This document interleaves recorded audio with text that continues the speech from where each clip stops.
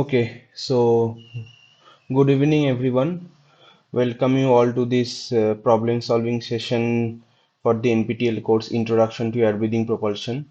This is this session is related to the content discussed in week 7 of week 7.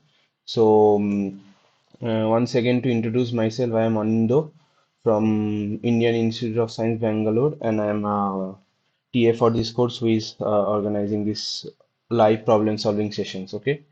So in the last week session, we discussed some problems on basically ramjets and turbojets. Okay.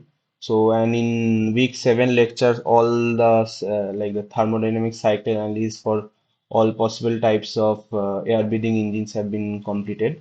Okay. So today in today's session, we'll look into mainly problem on complete thermodynamic analysis and one problem on turbofan engines, and let's see how we come to do the thermodynamic analysis for the different parts and some MCQ questions related to afterburners and ramjets. Okay, uh, so let's start.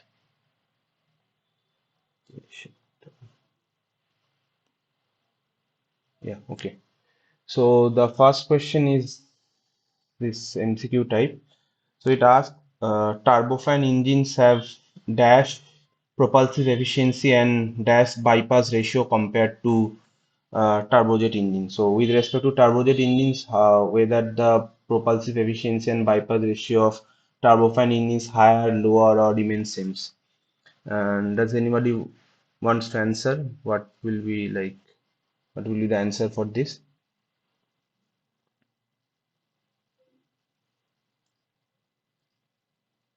Sir, a higher bypass ratio I know, but I don't know about propulsive Yeah, efficiency. okay, yeah. Yeah, obviously so because turbofans have higher bypass ratio because we know that in turbojets there is no basically uh, there is no no different streams of air like hot streams and cold streams. So uh, so turbofans have obviously higher bypass ratio and also higher propulsive efficiency. If you go back to the lectures where the uh, basically, the engine performance parameters were discussed, the definition of propulsive efficiency, SFC, and all those parameters were discussed. So there, we have seen that the higher the bypass ratio, the propulsive efficiency of turbofan engines are higher. Okay, and since and does the turbofan have higher propulsive efficiency compared to turbojet engines? That's why turbofans are mostly preferred in civilian aircraft because they have long cruise operations, right? And the cruise happens at in like the flight speed is subsonic. So in that turbofans are therefore preferred, okay, because of their higher propulsive efficiency and they and also the fact that they have to fly at that high altitude, right? So option B is the correct answer here. Okay. Yes, this is clear. Okay, so we'll move on to the next question. Okay. Okay, okay. So here we will solve a problem on turbofan engines. Okay, so this will be a very sort of lengthy one because we'll do the entire thermodynamic analysis and compute the thrust and everything. So we'll proceed slowly and I will wait after each part if you have any questions. Okay, so let's look at the question. So we have a twin spool turbofan engine with the following parameters. So in this, the fan is driven by a low pressure turbine and the compressor is driven by a high pressure turbine. And we have separate cold and hot nozzles. Okay, this is like a typical configuration of a, like a most common configuration of turbofan engine. So first, let us draw a schematic of that. Okay, so let's say I draw the center line here. Okay, so first we have the fan, right? So the fan is driven by the low pressure turbine. Okay, let's this is fan, this is low pressure turbine. Okay, then we have the compressor.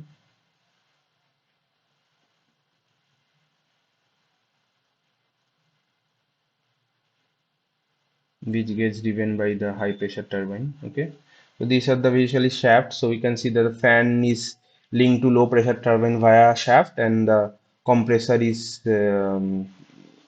attached to the high pressure turbine via shaft. Okay, and in between compressor and high pressure turbine we have the combustion chamber.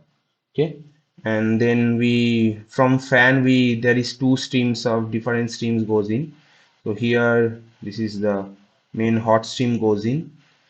So compressor, combustion chamber, high pressure turbine, then low pressure turbine, and then we have the nozzle here, right? You can say the hot nozzle. Okay, and the other stream is from the just after fan we have this other nozzle which is our cold nozzle, right? Okay. So let's name all these stations. So let's say the inlet to the fan is station 1. Okay, so just fan outlet is station 2. Okay, so fan out from fan outlet this, like, let's proceed to the hot stream. So here we will get compressor outlet, combustion chamber inlet is station 3, combustion chamber outlet is or high pressure turbine inlet is station 4, then station 5, this is station 6, and the exit of the hot nozzle is station 7. Okay, and so let's say the exit of the cold nozzle is station 8. Okay, so the schematic is clear, and let's say just far upstream of the engine we this is ambient A. Okay, so let's now see what are the defined parameters given. Okay, so we have been given the overall pressure ratio. Let's say we denote by pi O. Okay, we have been given the fan pressure ratio pi F, bypass ratio we can denote it by B. Okay, the turbine inlet temperature. Okay, so this is the high pressure turbine inlet temperature, so we denoted that by station 4. So this is basically T04. Okay, so everything is whatever will be given is like the stagnation or total temperature. Okay, so this is T04. Okay, this is as has been discussed, this turbine linear temperature is an important factor determining the efficiency and performance of the engine. Okay, then we have been given the isentropic efficiencies of the fan, compressor, and turbine. So this is eta F, eta C, and eta T. So everything is zero point 0.9. Okay. Then we have isentropic efficiency of the nozzle is 0.95. We have the mechanical efficiency of the spool. So the shaft or the spool that connects both the compressor and the turbine, fan and the low pressure turbine. So the mechanical efficiency associated that is 0.99. We have the pressure loss in the combustor, which you can define at, let's say, delta PCC. We have been given the total mass flow rate of air m dot a and the fuel air ratio. Okay. Okay, so now what is in here? You have to perform the analysis at sea level static condition. Okay, so what does that mean is that, let's say, whenever one engine is being manufactured, some testing is done, right? So when that engine testing gets done, it is like fixed in space, like it is mounted to some it is mounted and fixed in space, and then the engine is run. Okay, so that condition is what we call the sea level static condition. That is that the it is not attached to a flight, or like the flight is not in motion. Okay, let's say the engine is like running stationary here, so the, let's say, the Mach number of flow is basically 0. Okay, in that case. Okay, okay, so and we have been given the specific heat and the specific heat ratio Cp and gamma for the air, and Cp and gamma for the exhaust gas. Okay, so like the burn gas. Okay, so you have to use these values before, like, the upstream of the combustor, and like downstream of the combustor from turbine onwards you have to use these values. Okay. Okay, so let's start the analysis. Okay, so the first question is what is the fan outlet temperature? Okay, okay, so as is we have seen that this Mach number of the flow is 0. Okay, so the total temperature at the turbine, sorry, the fan inlet, or the, let's say, the inlet to the fan, or the engine intake, that is equal to the ambient temperature, right? And similarly the total pressure will be equal to the ambient pressure of 1 bar.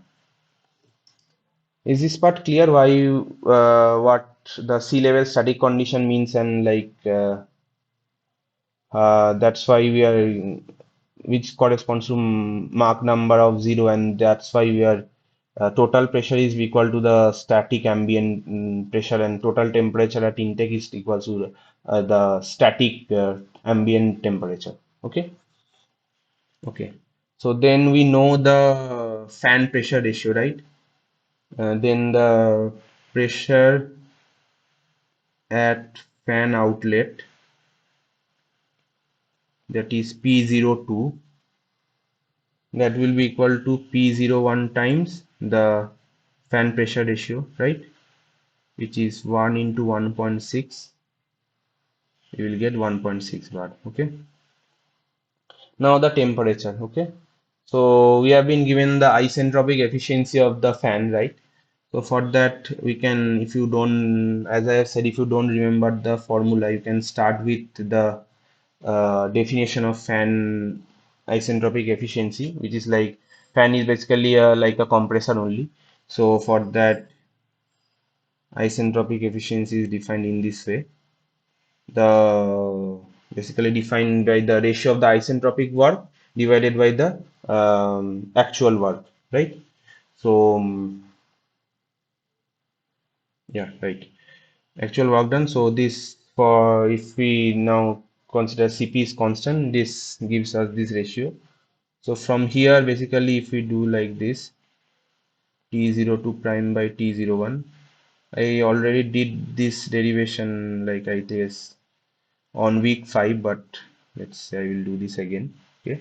So when this T02 prime and T01, this is if the process is isentropic, so there we can use then the isentropic relation, that is P02 by P01 whole to the power gamma minus 1 by gamma. This is gamma for air divided by T02 by T01 minus 1, right? Okay, so what this gives us is T02 is T01 1 plus gamma F. So gamma F,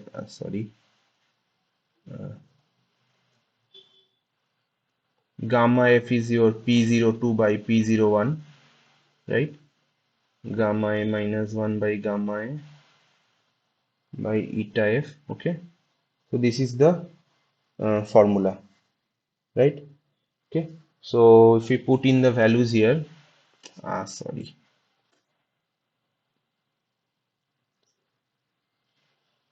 yeah, so T01 is 288, 1 plus 1.6, so you have to use the gamma for air, which is 1.4.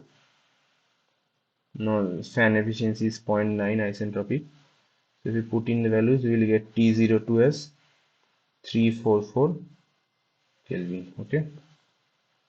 Okay. Is this clear? Then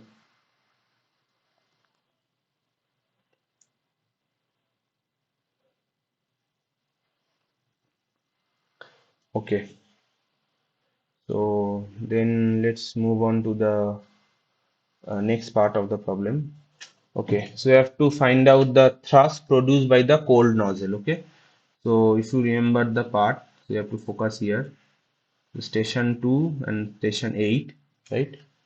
So we are the cold nozzle. Okay, so so first we have to check, whenever there is a nozzle, we have to check whether the nozzle is choked or not. If the nozzle is choked, we will have a contribution from the pressure thrust, and if it is not choked, the pressure thrust component will be 0, right? Okay, so let's check that first. So for that we have to check what is this ratio P02 by P8. So P02 is 1.6 and P02 by PA. Okay, PA is the ambient pressure. So this is 1.6. Okay. Next we have to check what is the critical pressure ratio. Right. So that is just a function of the isentropic nozzle efficiency and the gamma, right? So here we have the gamma for air,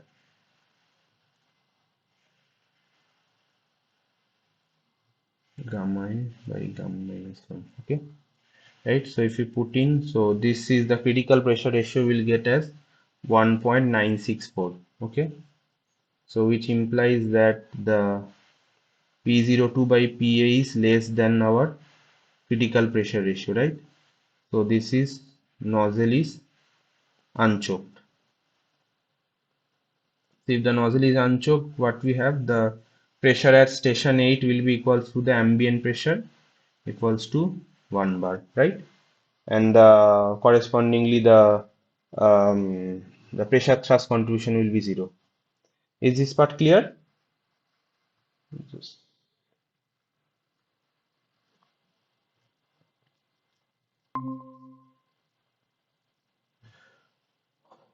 Okay, I hope one got this. So next we have to find out the thrust produced by the cold nozzle. We need to find out the exit velocity at the nozzle, right? Okay. So for that we have to use the, again we can start, use the direct formula, or you can start with the definition of nozzle isentropic efficiency. Okay. So nozzle isentropic efficiency is can be defined in this way, right? Divided by S. The denominator is the, let's say the condition if the expansion through the nozzle happens isentropically. Okay. So again, if you just rearrange this, the temperature drop across nozzle, which is T0, like this is comes as around,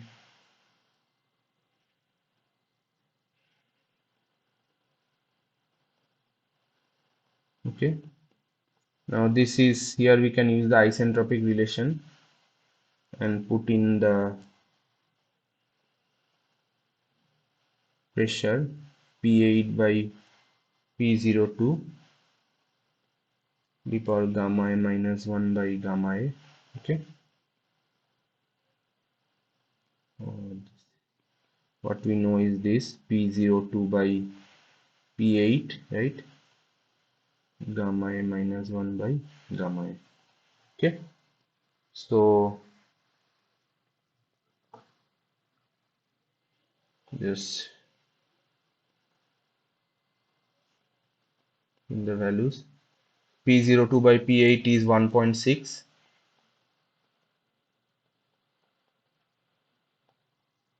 So this will give us,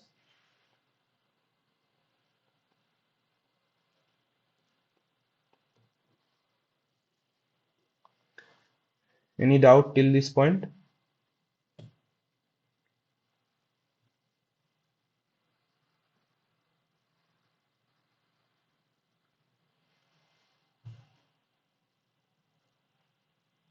Okay. So the aim is to find out the, just a second. Okay. Yeah. So aim is to find out the cold nozzle thrust. For that we need the cold nozzle exit velocity, right? So for that we can use the mm,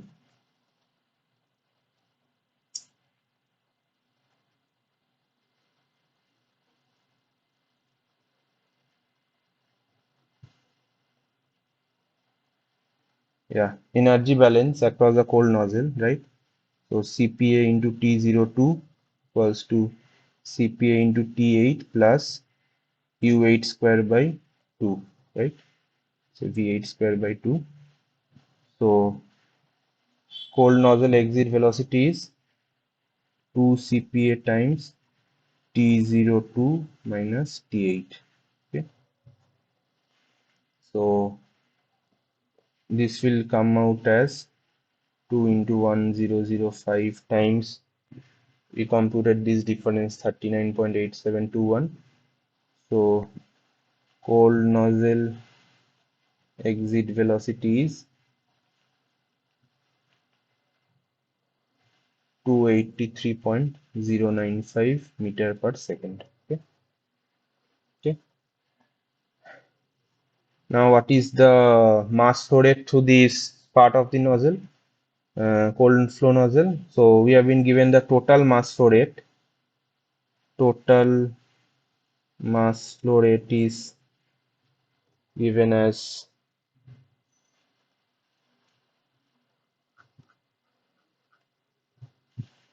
okay, yeah 210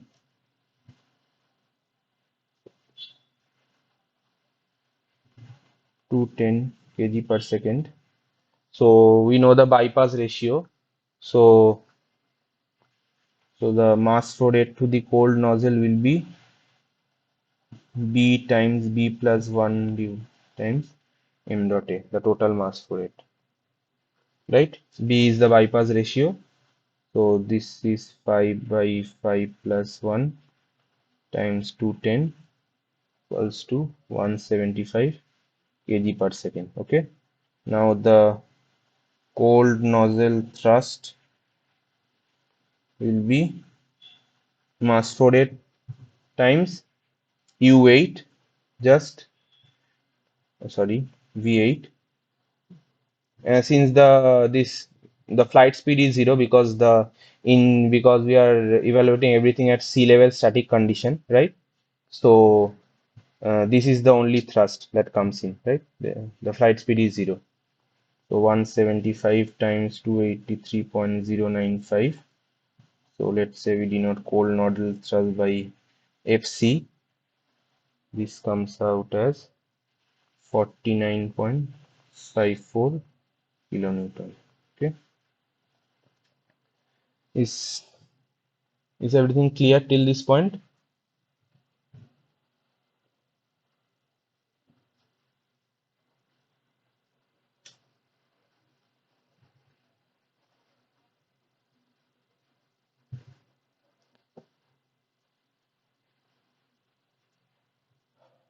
Okay, things are clear. Let's move on to the further analysis. Okay, so we have done everything the analysis for the cold part of the flow through the fan and the cold nozzle. Now we have to do this analysis for through the main core flow. Okay, from compressor, combustion chamber, turbine, and all. Okay, so okay, so next part is we have to find out the what is the temperature and pressure at the compressor exit. Okay, so we have in the uh, compressor pressure ratio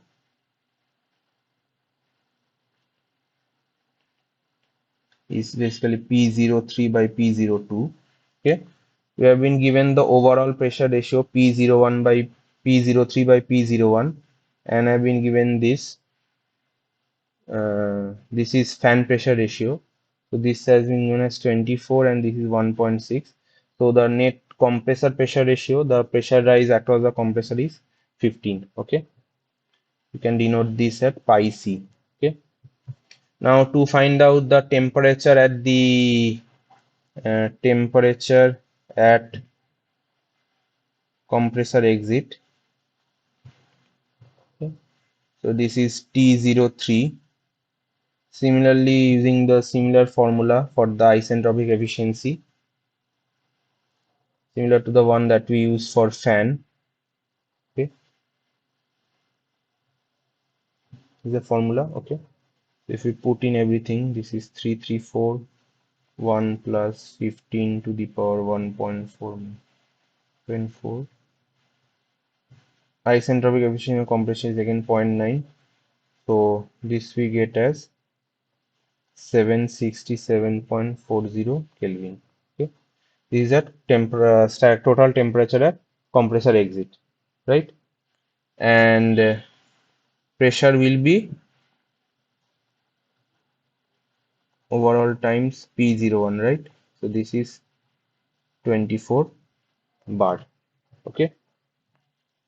So we have find out now know the conditions. What are the conditions at compressor exit or combustion chamber inlet? Okay. Now we have to move on to the turbine inlet or high pressure turbine inlet, or which is combustion chamber exit, okay, which is at state 4. Okay, so we have been given the turbine inlet temperature TIT as 1500 Kelvin. Okay, now P04 is equal to P03 times we know the what is the pressure loss within the combustion chamber that is specified, which is 1.5 bar. So this is 24 minus 1.5, okay, 22.5 bar. Okay, so we now know the conditions at the high pressure turbine inlet also. Okay, now next is to find out the conditions at high pressure turbine exit. Okay, so for that we have to do the work matching between the compressor and the high pressure turbine. All right, so what is basically work done by like let's write is that basically turbine work should be equal to the compressor work, right? Now one more thing is that we have to take into, this is for high pressure turbine, right? One more thing we need to take into account is the mechanical efficiency, right? Because some work, there will be some losses due to friction and everything in the shaft that connects the turbine and the compressor. So the mechanical efficiency will come in here, right?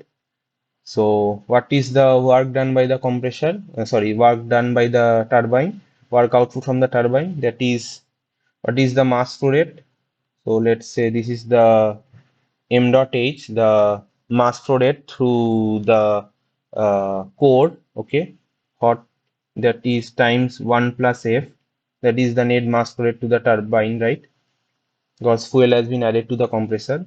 Now here we have to use the specific heat for the burned gas CPG and temperature difference, stagnation temperature difference across the turbine times eta max. Now the work done by the compressor. So here the mass flow rate is that m dot h, right? We have to use specific heat of air and the temperature difference across the compressor, right? So we are doing the work matching here. So what is the unknown here? T05, right? So T05 will be T04 minus CPA times T03 minus T02, 1 plus F CPG eta M. Okay.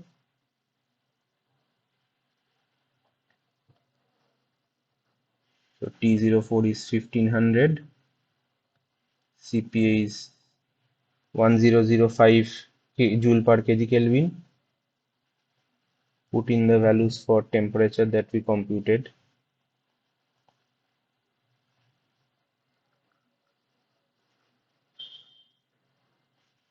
We know the fuel air ratio, which is given as 0.0223.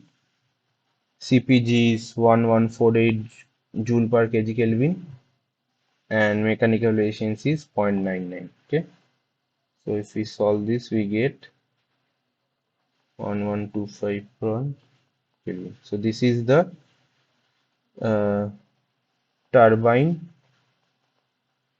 high pressure turbine outlet temperature. Okay,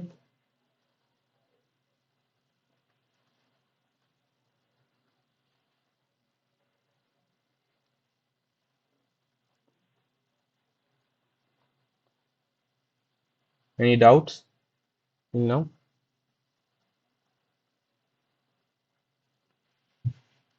Okay, so we have you determine the high pressure turbine outlet temperature.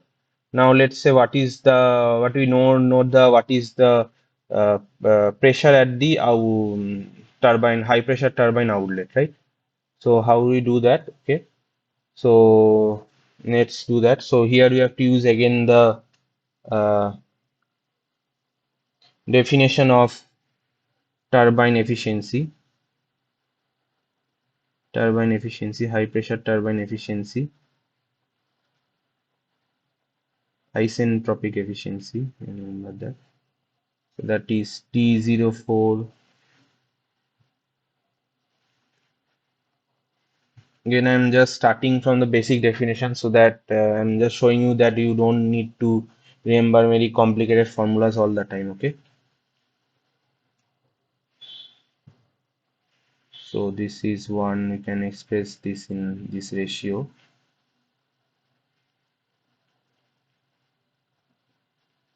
4,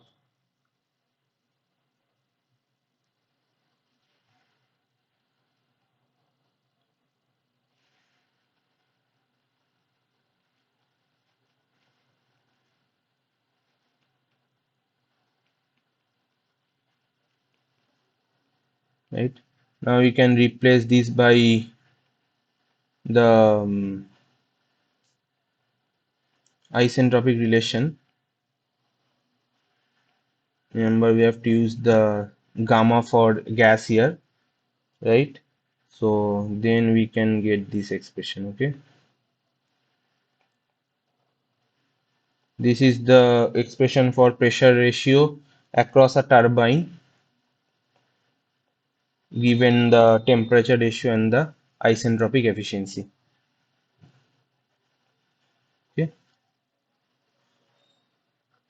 So here if we put in the values now, because we know P4, eta T, T05, T04, right?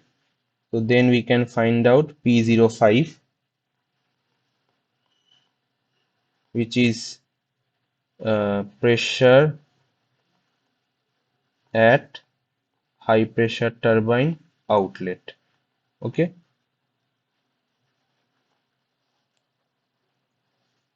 Right. We'll pause for a few seconds. Moving further.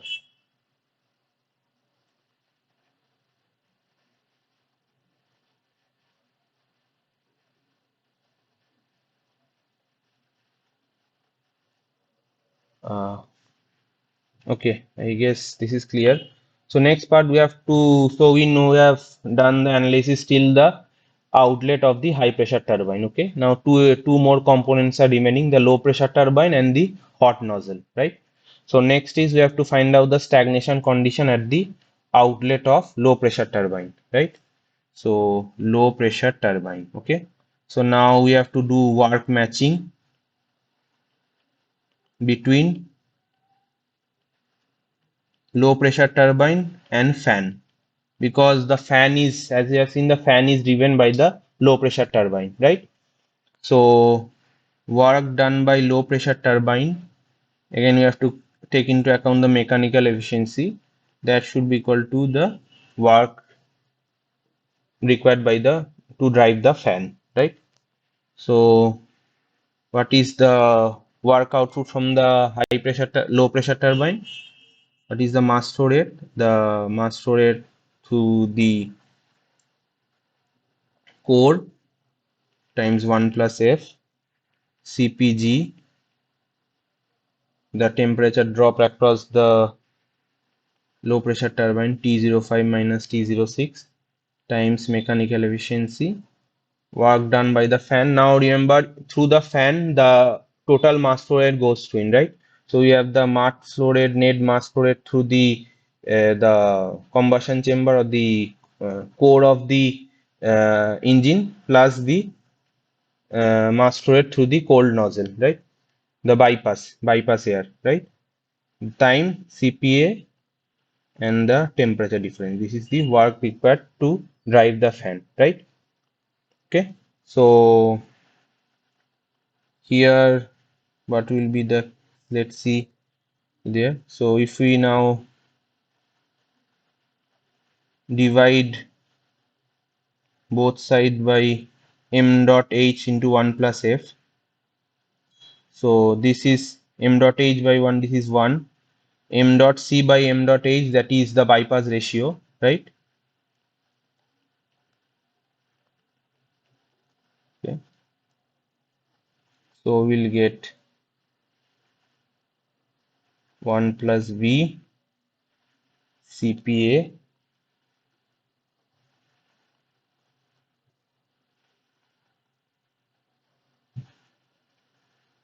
times mechanical efficiency, right?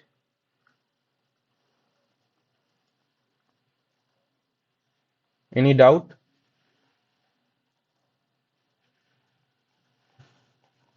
Just put in the values again.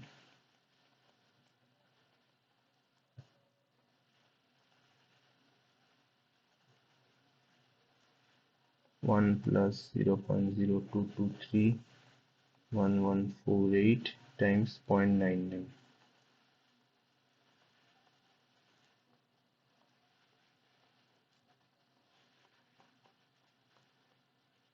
Okay.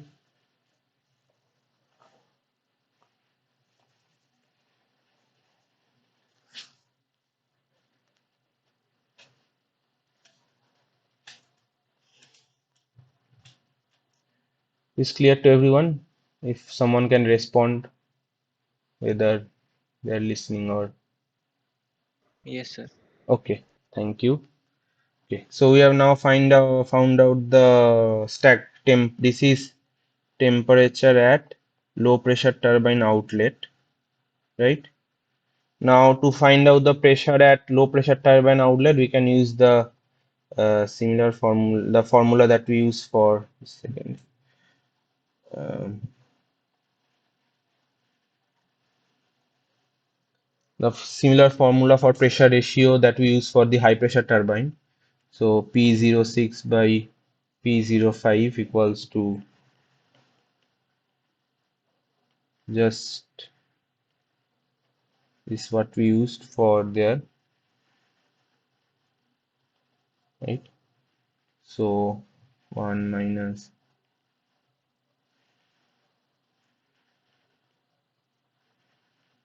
25 from 1 We're using the gamma G for uh, specific heat ratio for the exhaust burn gas, right? Okay, so we know P5, so we'll get P06 as 2.05 bar. Okay, so this is stagnation pressure at low pressure turbine outlet, or we have the after low pressure turbine the hot nozzle, so at hot nozzle inlet. Okay, so we have finished the analysis till low pressure turbine now. Okay, then okay, so the last part remains is for the analysis for the hot nozzle, right? Okay, so again, since this is a nozzle, we have to check the condition whether the nozzle is choked or not. So you have to use the formula that is, so this is just whether the nozzle is choked depends just on, this is just a function of specific heat ratio and the nozzle isentropic efficiency. So this formula you have to memorize and remember, right? So this will get as 1.988. This is the critical pressure ratio. Okay. Now what we have, P06 by PEA ambient is 2.05, so which is greater than the critical pressure ratio. So the hot nozzle is choked now. Okay. Remember that the cold nozzle was unchoked. Okay, but here the hot nozzle gets choked, so the across the nozzle it cannot expand, in the entire expansion to the ambient or atmospheric pressure cannot take place. Okay, so then we know that um, When the nozzle is choked, the temperature ratio, sorry, T06 by T7. This is T06 by Tc. This is given by this formula gamma g plus 1 by 2. So T7 will be equal to Tc equals to 760.83 Kelvin, right? So the temperature the nozzle exit will be equal to the critical temperature, which is get from this value gamma g plus 1 by 2, and similarly the pressure will be equal to critical pressure. Okay, so will come out as 4 bar, right, which we uh, get from here, right? As we know P06, we know P06 by PC is 1.9188. So from there we can compute the critical pressure, and that is equal to P7. Okay, so no, since the nozzle gets choked, the gases cannot expand fully to the ambient condition, right? Okay, right. So next is the hot nozzle exit velocity, which is V7, which is similar, can obtained again by the energy balance, similar to what we did for the cold nozzle, right? So this is 2 into 1148 into 886.37 minus 760.83. So V7 is 536.88 meter per second. Okay, this is our hot nozzle exit velocity. Okay. Okay. So any doubts on anything? So this is, yeah, taking longer than I expected. Anyways, okay. Okay. So the next part is we have to compute the total thrust produced by the engine. So we have computed the what is the thrust contribution that comes from the cold nozzle, right? So we have to now find out the what is the the thrust contribution from the hot nozzle. So let's say the hot nozzle thrust will be equal to is the mass flow rate times the nozzle exit velocity, right? Now we don't have any contribution because the flight speed is 0, so minus m dot a times VA, that contribution is 0. But what we have is the contribution from the pressure thrust, right? Because the gases doesn't expand fully to the ambient pressure here, right? And this is AHS is the hot nozzle area. Okay, so here we see we know everything, but we know what is the hot nozzle area, right? So how to find out that area? Can anyone say how can we, that is not given in the problem, how can we find out the hot nozzle area, nozzle exit area basically?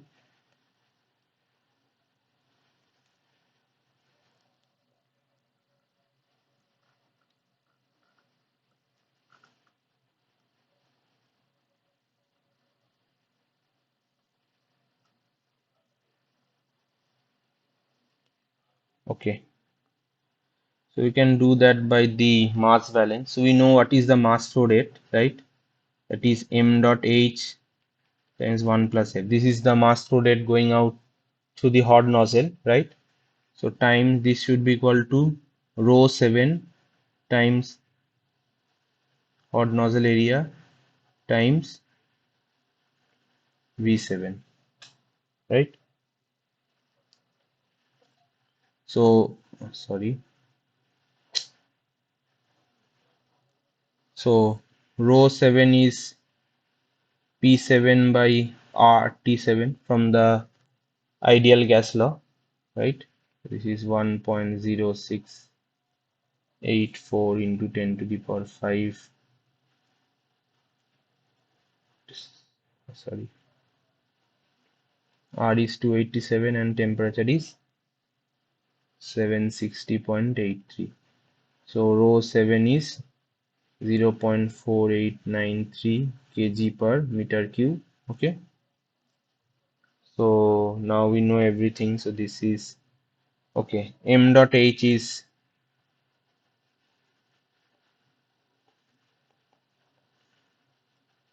the bypass ratio. So 1 by B plus 1 times the total mass flow rate coming at the intake, right? Because given B is the bypass ratio.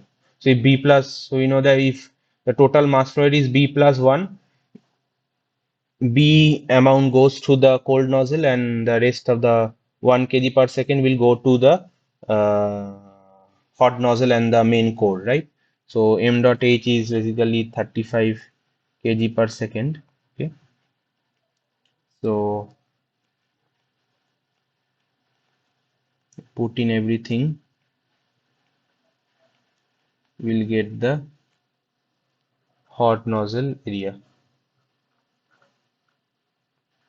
536.88. So this is hot nozzle area, which comes out as 0.1362 meter square. Okay. Now we can compute the thrust.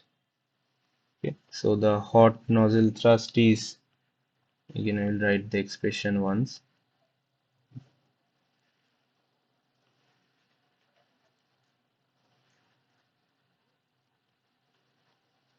Okay.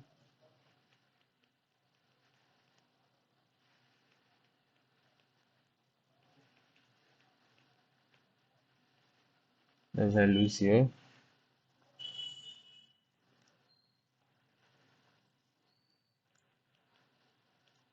So the hot nozzle thrust comes out as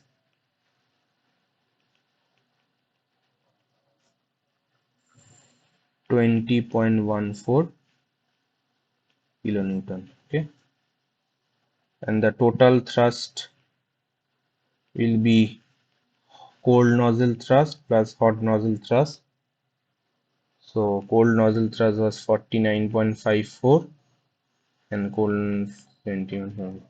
So important thing to note there is that the here the cold nozzle is producing the maximum thrust more than twice compared to the hot nozzle, right?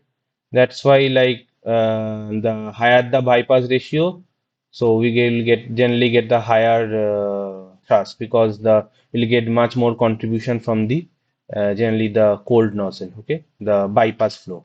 Okay, that is the basic idea of Turbofan. Like when we discuss the thrust is mass flow rate times the exit velocity. So in Turbofan, we are increasing the mass flow rate because through that bypass air that goes through the cold nozzle, right? Okay, so this total thrust is 69.68 kilonewton. Is the entire problem clear? Yes, sir.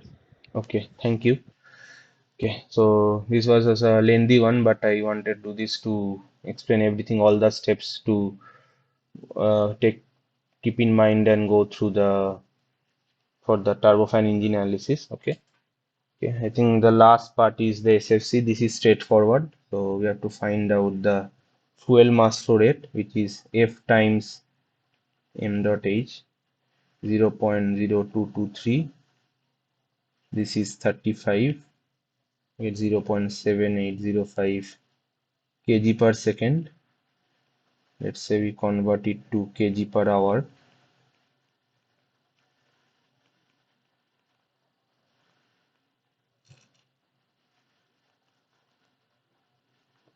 So SFC will be m dot f times the total thrust 2809.8 divided by total by 69.68 into 10 to the power 3.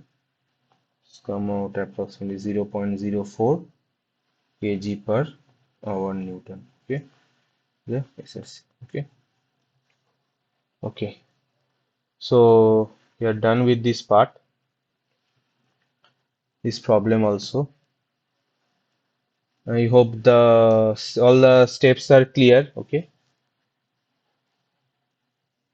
It's the analysis, the main similar part of the analysis is similar to turbojet engines, but we have to keep in mind while we do the work matching and take into account like which turbine is driving compressor and which is fan, and do the work matching correctly and take care, like take into account the correct values of specific heat, also the fuel air ratio and the mass flow rate. Okay, so that you have to be careful about that. And just if you don't, as I have said, if you don't remember the formulas for pressure drop and everything, temperature across the compressor and turbine, you can just start from the definition, basic definition of isentropic efficiency, and go from there and use the isentropic relation to arrive at the final expression what you need for which value you want to compute. Okay.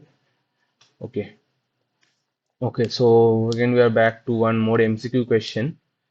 So for a this is for a given Mach number, the thrust of the increase dash as the altitude dash. So what happens to the thrust of the engine when the, let's say, how the thrust and the altitude are related for an aircraft engine? Anyone can answer this? This is a question that was, I think, the content was covered weeks back initially.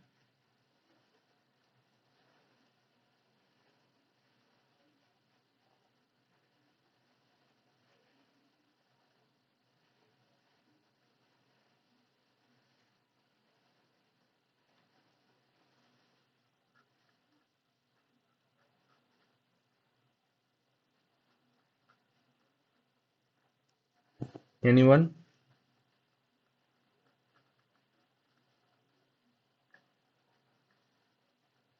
So is this directly proportional or inversely related? The thrust and the altitude?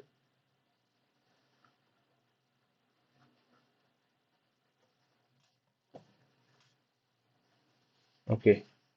So when what happens when what we know the expression for thrust is the mass flow rate times the, let's say, the velocity, exit velocity, and the difference between exit velocity and the flight velocity, right? So when the altitude increases, there is a drop in temperature and pressure, and also the density decreases. So the net mass flow rate decreases, right? When the altitude increases. So that is, and also the thrust thus reduces. Okay. So thrust and altitude are therefore inversely related. Okay. Kindly go back to the initial lectures, like the first lectures when where the expression for thrust were derived and how it's related to altitude, temperature, and everything. Those things were discussed. Okay. So since inversely related, only one option is there, which is inversely related. So this is option A. Okay. So thrust increases as the altitude decreases, and vice versa. Okay. Okay. Now the next MCQ. In the afterburner of a turbojet engine with afterburner, fuel is additionally injected.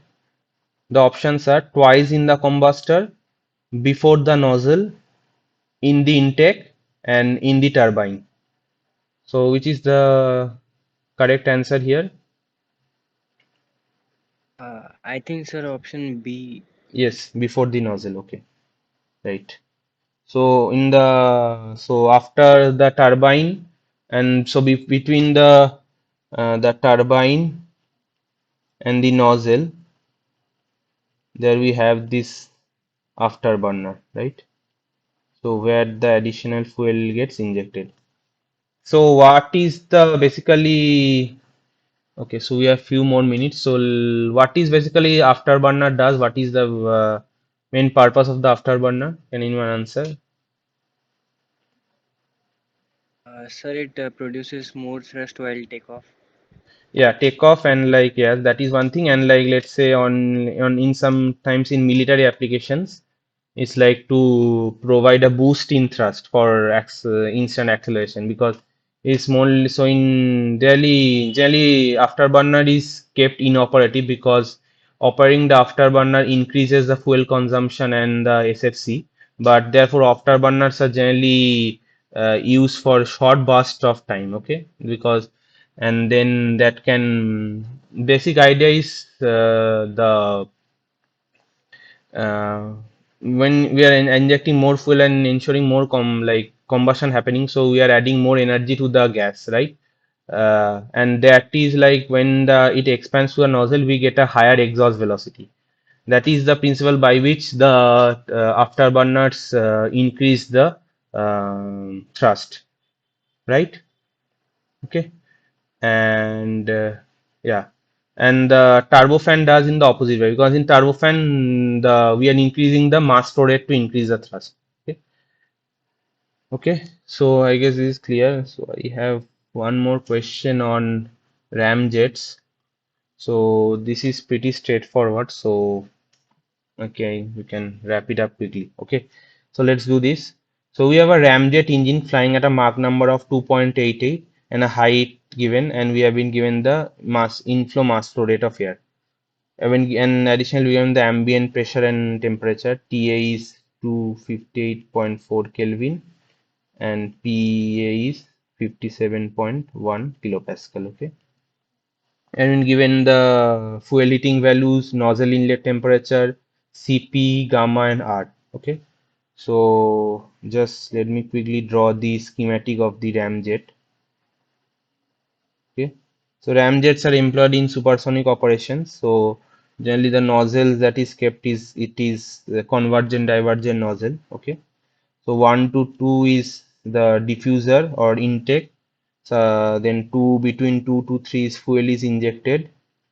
Between 3 and 4 is the combustion chamber, right? 4 to 5 and is the convergent portion of the nozzle, and 5 to 6 is the divergent portion of the nozzle. Okay, so let's do. We have to find out the first the fuel mass flow rate for the engine. Okay, so we can first find out the what is the flight velocity. For that, we can start with the velocity of sound. Okay, and the flight velocity is just Mach number times the velocity of sound. Mach number is 2.88 times the 9. This will get us 927.99 meter per second. Okay. Then we can what is the total ambient temperature is in the this simple relation for gas dynamic for total temperature Kelvin, the total pressure,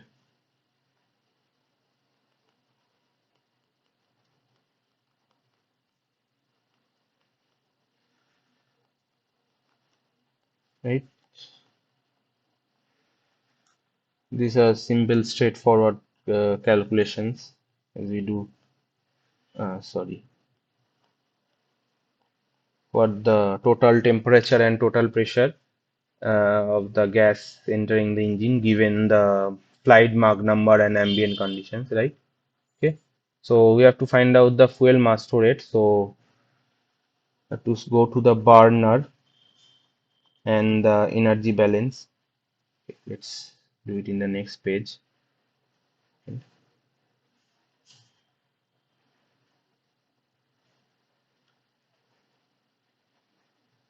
Okay, so burner energy balance or combustion chamber energy balance.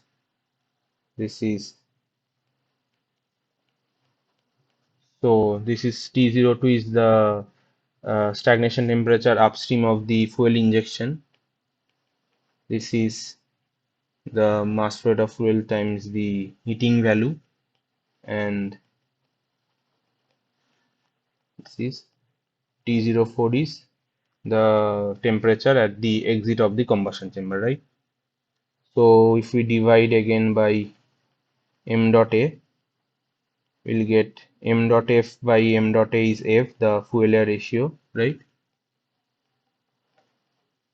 And if we do just some algebraic manipulation, we'll get f as CpT04 minus T02 by delta HF minus CpT04. Okay, so T04 is given as 1944 Kelvin specified, and T02 is basically the total stagnation temperature, because between the inlet and the combustion chamber inlet no heat is added, so total temperature will remain constant, right? Sorry,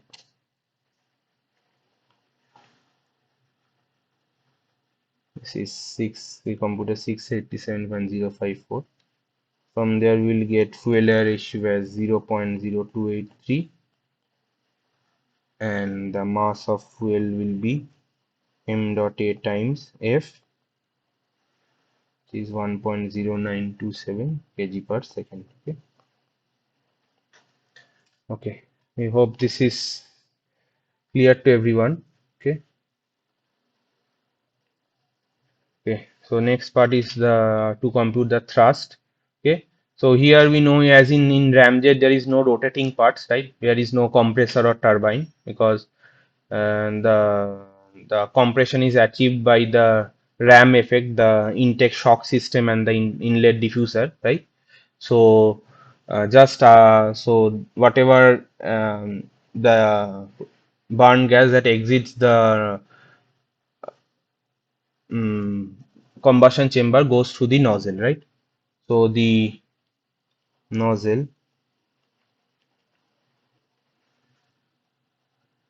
so the nozzle exit total temperature equals to, is will equal to whatever the exiting the combustion chamber is same, because let's say the we are assuming there is no loss of heat, and the uh, and in ramjets generally the nozzle expands the gases entirely to the ambient condition. So P8 equal to P ambient pressure to 57.1 kilopascal. So given that, so P08 will be also the P08 will be equals to what is P0A, right? Because in this problem it is not mentioned that there is any pressure losses in within the ramjet engine, right? So this should be equal to, right, this,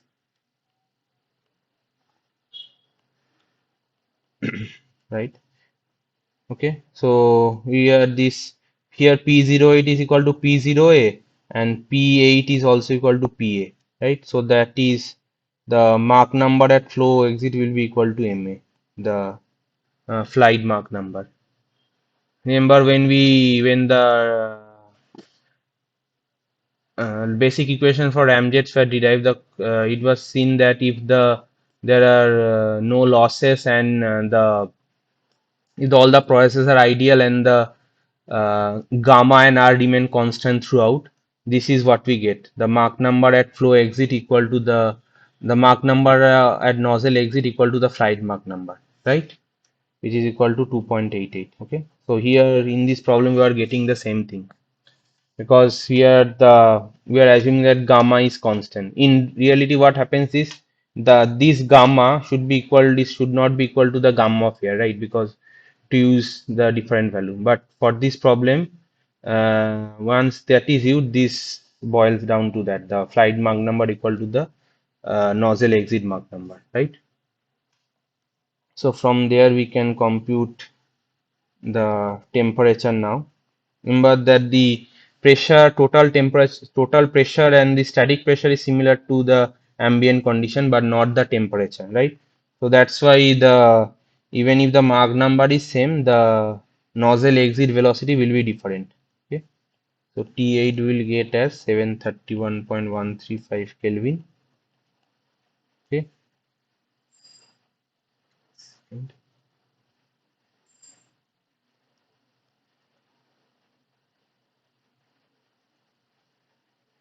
okay.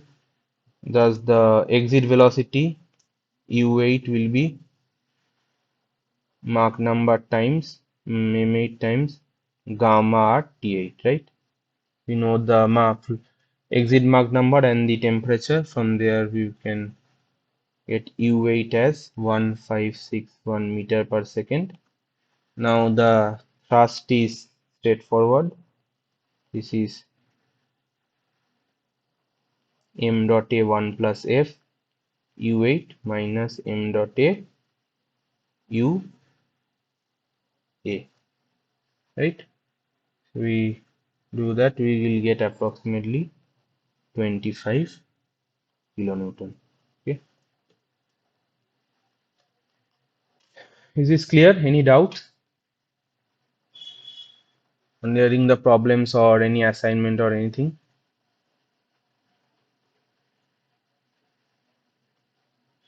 Sir, can you? I have a doubt in the seventh week assignment, question number 8.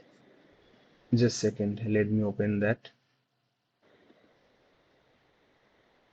Can you read out the question because I don't have it Sir, open. it is based on the previous question, the question number 7. Yeah, just second, I don't have it So, open. further in question 7, now suppose the pilot engages the thrust reversers, Hmm. which deflects the engine exhaust normal to the direction of travel, Hmm. say half up and half down, Hmm. without affecting the operating conditions of the engine. Hmm. What is the magnitude and direction of the thrust produced by the engine? Yeah. So, Yeah. I want to know about the thrust reversers. Yeah, so thrust reversers, sir, what else is that? So let's say, okay, thrust reversers. So in general, whatever we are doing is that the nozzle, the exhaust flow is, let's say nozzle is like this. The flight is in this direction. So the nozzle um, expands and the flow coming out of the nozzle is in the same direction. Okay. Now let's say you want to some nullify the thrust or reduce the thrust in some way. So in some cases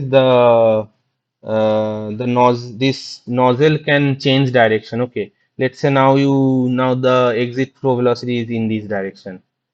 So what will happen? Let's say it's theta. So what will happen to the thrust then? That will, let's say I'm just considering this will be like this, right? UE cos theta minus m dot au, right? This is clear how the thrust reversers working. This like you can they can deflect the direction in which the exhaust gases leave the nozzle. Okay, so accordingly, because the thrust we have to, if you just go back to how the thrust equation is derived from the control volume analysis, right? More like balance of linear momentum for control volume. We are considering only in the flow direction, right? So now if the nozzle deflects the flow velocity in some direction, let's say theta, so the effective exhaust velocity in the flow direction becomes, let's say, uv cos theta, right? So, and then the effective thrust becomes this way. So, thrust reversal sort of acts in this way. Okay, sir. Okay. Okay. So, I think now we will able to get the options. I have to check that. I am not sure. I haven't seen the problem exactly to open and check that. Okay. Is this, whatever was your doubt, is that clear? Sir. Okay. Any other doubt or question? No. Okay. Uh, Okay, we'll wait for one few seconds, 1 or 2 minutes more. If anyone else has any doubt, or else we can terminate today's session. Okay, so I guess so from till now, whatever we have been discussed, it's clear how the thermodynamic analysis and everything is performed and what to for like all sort of air breathing engines. And from next week we'll be moving on to the other parts like looking into specific parts of the engine like intakes, combustors, then move on to compressors and turbines. Okay.